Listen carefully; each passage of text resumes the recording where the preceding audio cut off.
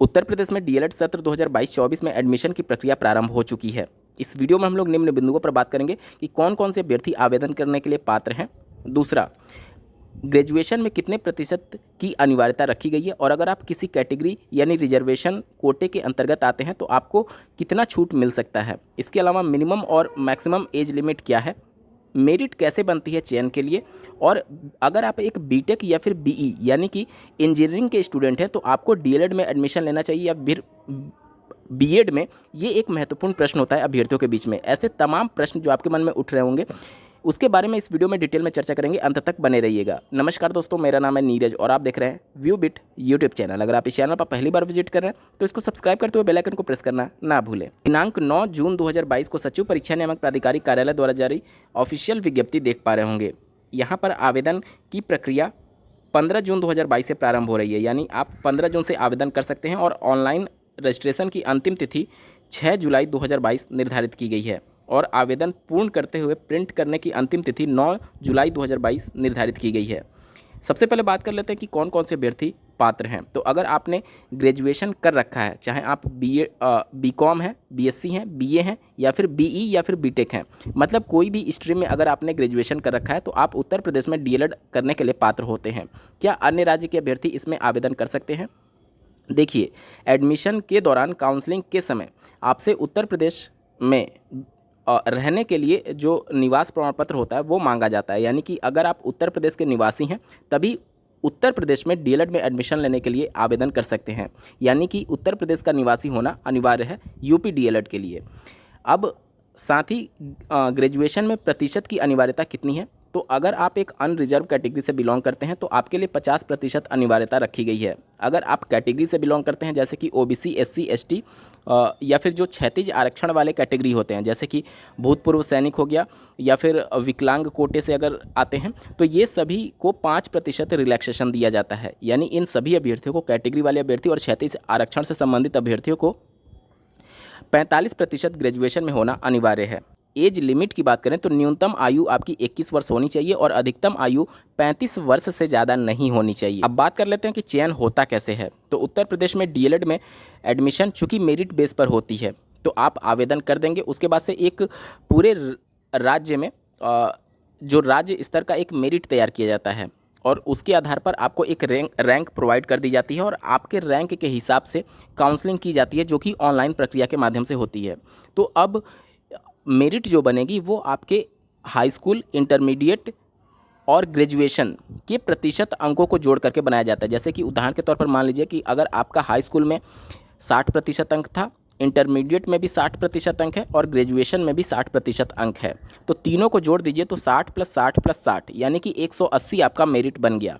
ठीक है, ये 180 300 में से मेरिट बना है। ठीक है, इसी प्रकार से किसी अभ्यर्थी का 70 70 70 होगा तो उनका 210 मेरिट बन गया। कहने का मतलब कि ये मेरिट आपके हाई स्कूल, इंटरमीडिएट और ग्रेजुएशन को जोड़ करके बनाई जाएगी और उसके बाद से इस पर हायरार्की तैयार करते हुए घटते हुए क्रम में मेरिट बना करके यहाँ पर रैंक प्रोवाइड कर दिया जाता है प्रत्येक कैंडिडेट को और रैंक के हिसाब से यहाँ पर डे स्लॉट डिसाइड किया जाता है सचिव परीक्षा नियामक प्राधिकारी कार्यालय के द्वारा और उसके बाद से उस पर्टिकुलर डेट में आपकी काउंसलिंग कराई जाती है ऑनलाइन माध्यम से। उत्तर प्रदेश में डीएलएड और बीएड दोनों में एडमिशन की प्रक्रिया रनिंग में है। बहुत से अभ्यर्थी दोनों के लिए आवेदन किए होंगे या फिर करने वाले होंगे भविष्य में, डीएलएड की बात की जाए तो ऐसे बहुत से अभ्यर्थी हैं लाखों की संख्या में जो कि ये कंफ्यूज हैं कि उनको बीएड में एडमिशन लेना चाहिए या फिर डीएलएड में।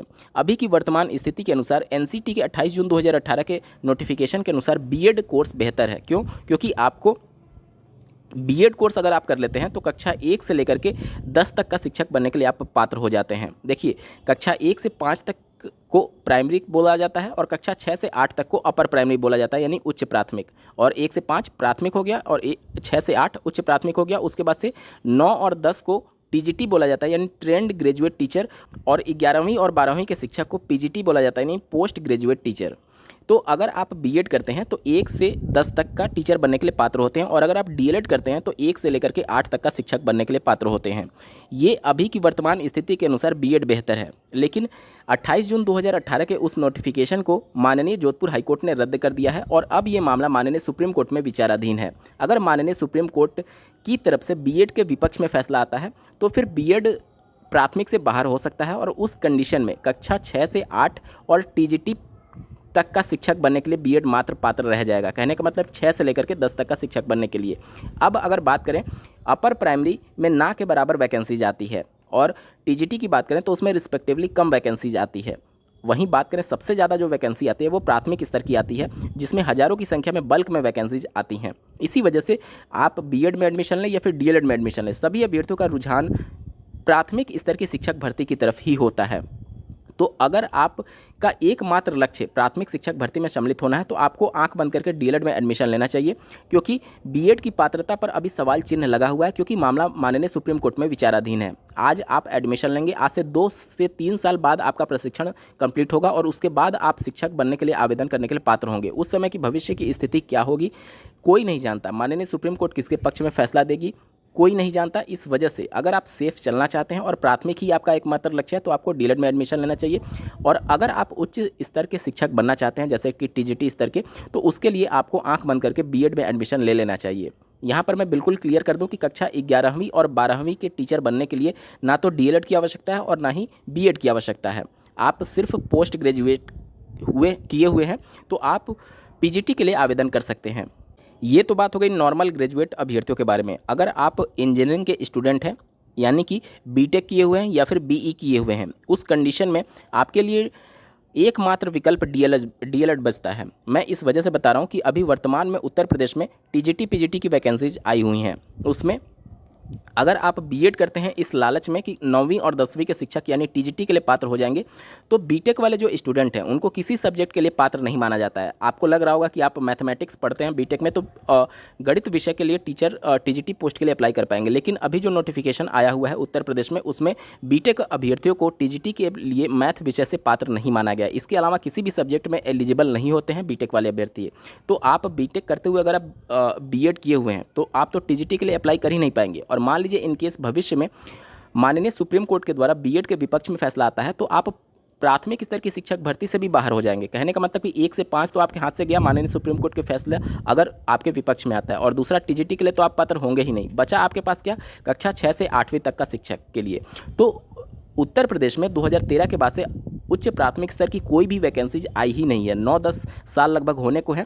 आप देख लीजिए आपके पास बीएड करने के बाद से, अगर आप बीटेक स्टूडेंट हैं, मैं सिर्फ उनके लिए बता रहा हूँ, उनके लिए कोई विकल्प बचता ही नहीं है।